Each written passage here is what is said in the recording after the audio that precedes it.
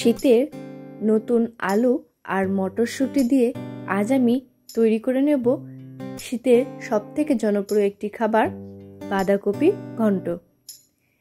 এই সময় বাঁধাকপি এরকম নতুন আলু আর মটরশুঁটি দিয়ে খেতে কিন্তু দারুণ লাগে। আজকে আমি এই রেসিপিটাই আপনাদের সাথে শেয়ার করে নিচ্ছি। তাহলে চলুন রেসিপিটা শুরু করা যাক। আর সাথে আছি আমি সুস্মিতা, আপনারা দেখছেন আমার চ্যানেল পালবাড়ির কিচেন।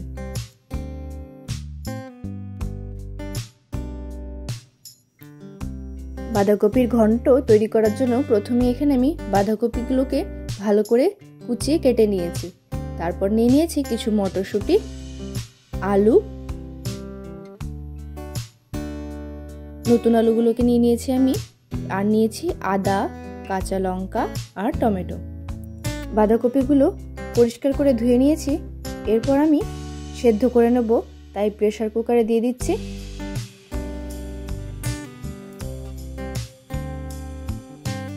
প্রেসার কুকারে বাঁধাকপিগুলো দিয়ে দিয়েছি। এরপর পরিমাণ মতো জল এর মধ্যে আমি দিয়ে দিচ্ছি, আর দিয়ে দেবো সামান্য লবণ। এরপর প্রেসার কুকারের ঢাকনাটা আটকে গ্যাসে বসিয়ে দেব। গ্যাসের ফ্লেমটা হাইতে করে একটা থেকে দুটো সিটি আমি দিয়ে নেব।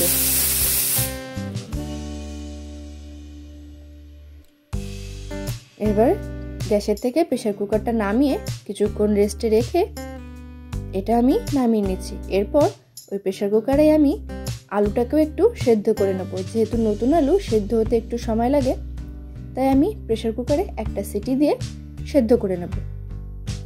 আলু দিয়ে কিছুটা জল দিয়ে দিলাম। এরপর প্রেসার কুকারের ঢাকনা আটকে আবারও আমি গ্যাসে বসিয়ে দিয়েছি। একটা হুইসেল দিয়ে আমি নামিয়ে নিচ্ছি। এরপর মশলা তৈরি করে নেব। মিক্সিং জারে দিয়ে দিলাম কাঁচা লঙ্কা, আদা, আর দিয়ে দিচ্ছি গোটা জিরে।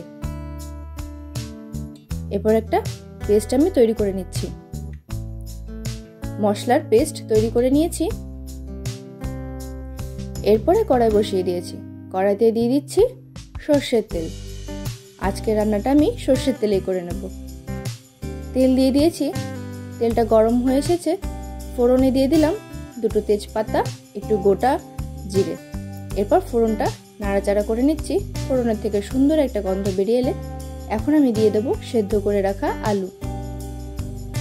আলুটা দিয়ে প্রথমে ভেজে নেব।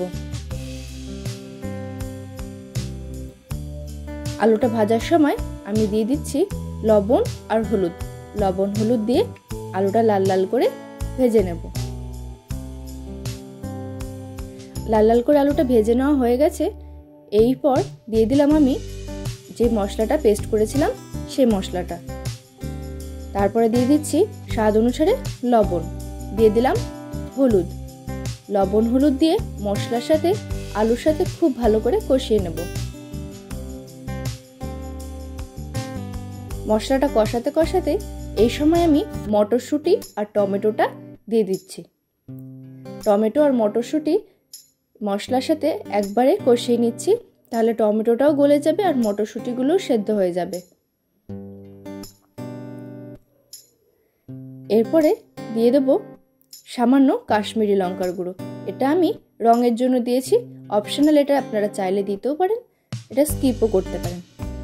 এরপরে কাশ্মীরি লঙ্কার গুঁড়োটা দিয়ে আবারও ভালো করে মশলাটা কষিয়ে নিচ্ছি।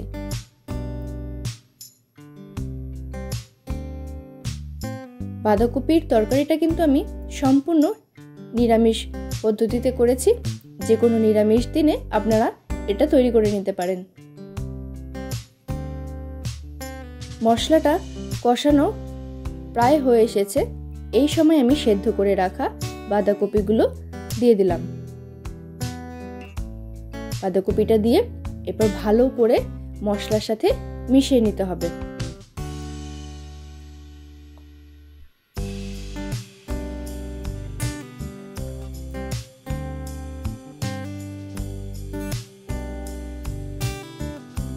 মশলার সাথে খুব ভালো করে বাঁধাকপি মিশিয়ে নিয়েছি।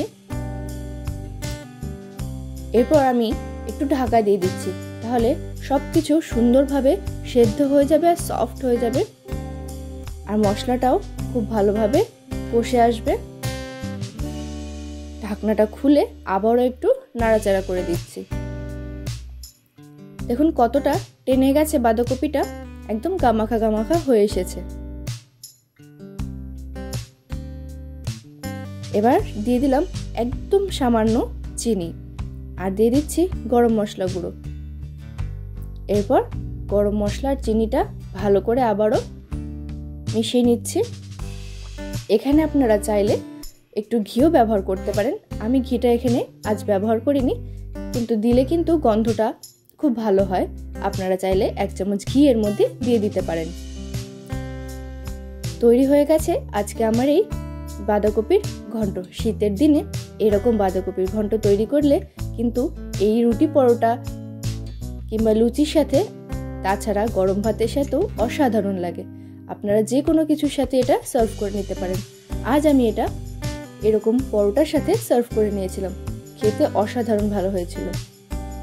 আশা করি আজ আমার এই ভিডিওটি আপনাদের ভালো লেগেছে। যদি ভালো লেগে থাকে তাহলে অবশ্যই একটা লাইক করে দেবেন ভিডিওটিতে, আর একটা ছোট্ট কমেন্ট করে জানাবেন ভিডিওটি আপনাদের কেমন লাগলো। আর আমার চ্যানেলটি সাবস্ক্রাইব করে পাশে থাকা বেল আইকনটা প্রেস করে দেবেন, তাহলে যখনই আমি একটা ভিডিও আপলোড করব তার ইনস্ট্যান্ট নোটিফিকেশন আপনাদের কাছে পৌঁছে যাবে। ধন্যবাদ।